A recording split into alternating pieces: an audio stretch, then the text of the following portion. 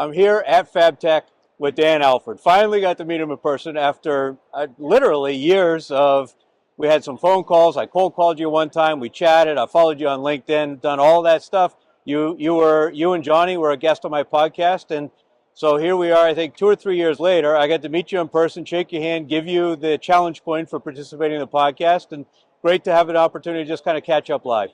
Yeah, I thought it was interesting. We had a lot in common. We're both podcasting about industry and similar segments, and that's what's fun about these conventions is you get to finally meet the people that you've been talking to. And Right. and as you well know, I've been doing enough podcasting now. I'll run into people and they'll say, "Hey, Dan, I'm at a loss," and it's because they know us through the podcast. But I love that story. You told me that earlier as we were walking around, and that I think speaks to the power of what I'm talking about as edutainment content that people can consume passively, because people don't sit down and read blog posts the way they used to, and they don't have time, and they need the chance to get to know somebody, to grow to appreciate them, to even know their warts and foibles, but to trust them. And that only happens by seeing their face, hearing their voice, and watching them over time in aggregate. And I think that's the power of it, and that's what you've demonstrated and what you've done in many ways, building trust in you as a person, your company's commitment, but also your technical expertise.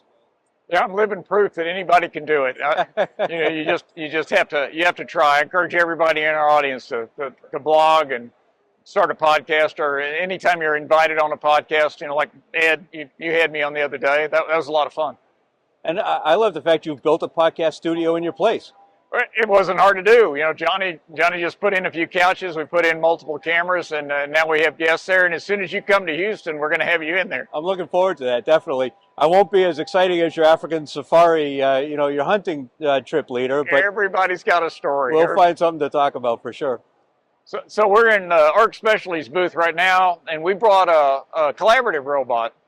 And so people will tell you that a collaborative robot is safe until you put a dangerous process on the end, like plasma cutting and welding. And so, indeed, this is no longer a safe collaborative application, but it's still safer because we have a robot that will detect an impact with a human. And so that's what we're demonstrating here. So this is actually sticking to a hull of a ship. We're going to cut the hole with a plasma torch, and we actually make 2 cuts. So you cut both sides of the bevel, and then that slug that fell out of the middle, we put it back in, and then the robot changes its tool and welds it back up. So what would you say is driving most robot sales now? Is it a degree of precision that's required? Is it the difficulty in hiring talent? Is it reducing cost? What's driving most projects? All the above. It fluctuates.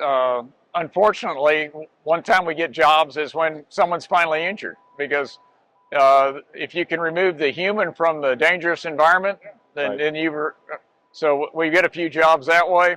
Sometimes there's some things a human can't do. I went to India, and they're welding up these big valves, and these valves are high alloy steel. You have to preheat them to 400 degrees Fahrenheit.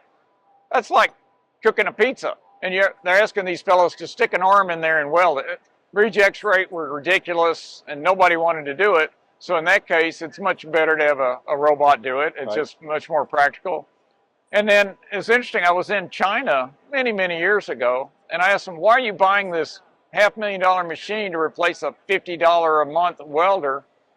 And their remark was stuck with me forever. It was, in order to compete in a global economy, we can no longer sell manually made parts.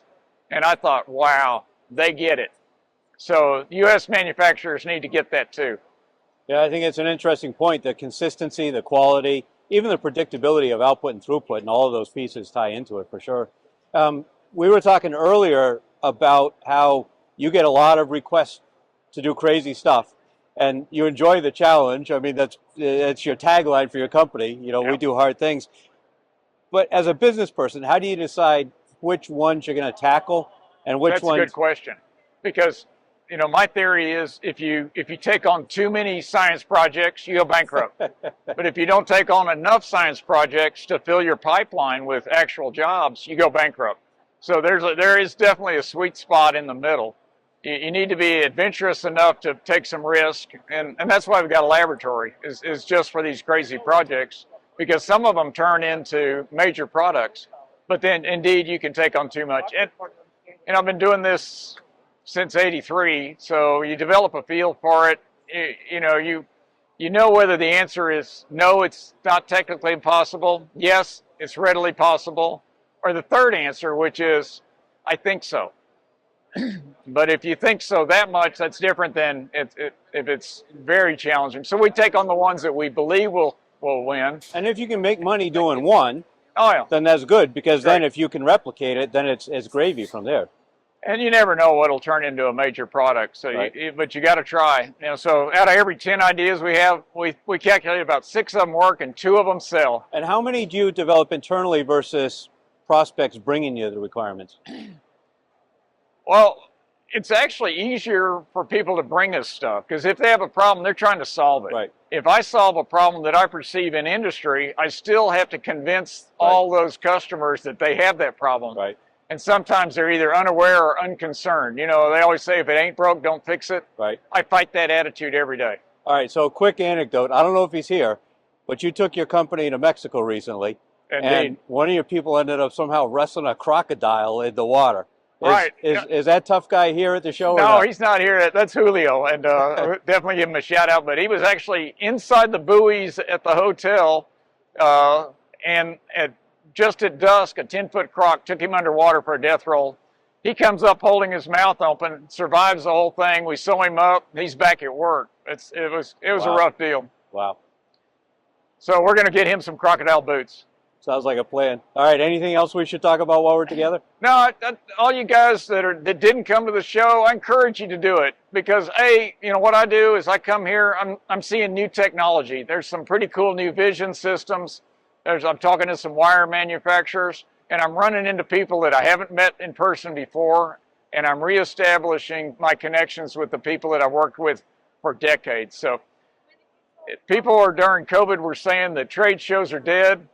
I can tell you they're not, and if you're not here, I hope to see you here next year. So you talked about seeing new technology. You and I actually chatted with somebody where I was fascinated by a new business model. Indeed. They're selling robotic, I'm going to get the technology wrong. It's robotic systems for doing finishing and sanding and stuff like that. Oh, you're right on. And they do the entire thing on a subscription basis. The equipment, the maintenance, the parts, the remote troubleshooting, the service, replacements. If the machine breaks, they get a new one there. They say 72 hours, but it's often 24. An amazing model. So completely shifting the capital equipment acquisition process to subscription. So another reason to come to a show. You see cool technology and you learn about new business models too. Yeah, I'd been impressed with their technology, but when you and I heard about his business model, I thought that was brilliant because he is such a visionary. And I'll drop the name. It's Gray Matter Robotics. Super guys out of California, and then they're doing finishing. Well, finishing's hard because nothing is perfect in the world. And so he's using vision and adaptive control and force feedback to do finishing. And he's doing a great job, but it's so radical that nobody's willing to risk capital expenditure.